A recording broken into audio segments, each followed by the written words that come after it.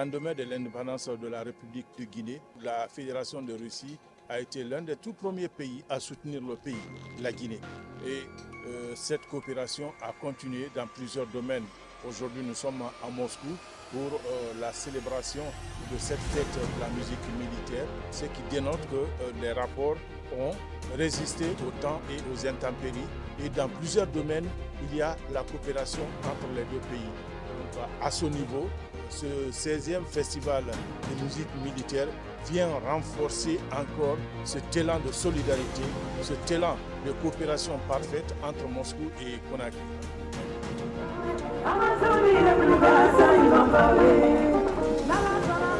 Bon, par rapport au festival, je crois que pour nous, Guinéens, c'est une découverte qui va nous aider à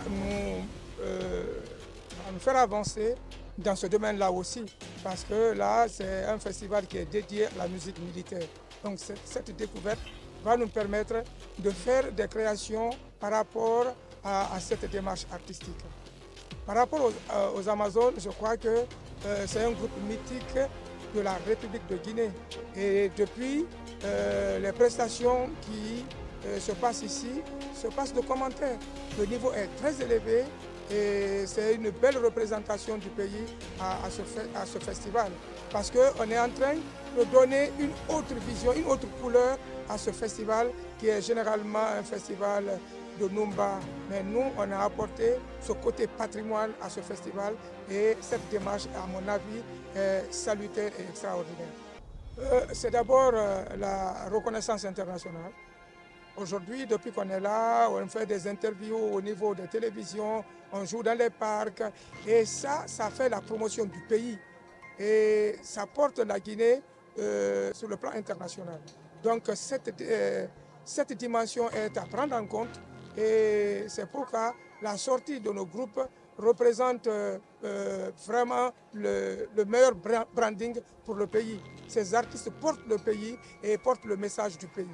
Les différents représentants des différentes armées des pays invités. Donc là, sur le plan de discipline, il n'y a pas de débat. Il y a aussi l'organisation. L'organisation, il y a la logistique mise en place, la technique mise en place. Tout cela prouve que les arts sont importants pour tous les pays. Et par rapport à nous, Guinéens, je crois qu'on est en train de tirer la meilleure leçon et certainement nous allons améliorer notre façon de voir la musique militaire et apporter des innovations pour les prochaines éditions. Pour nous les militaires, nous sommes des compagnons d'armes. Donc s'il s'agit de la collaboration, elle est partagée, elle est amicale et en même temps compagnon d'armes.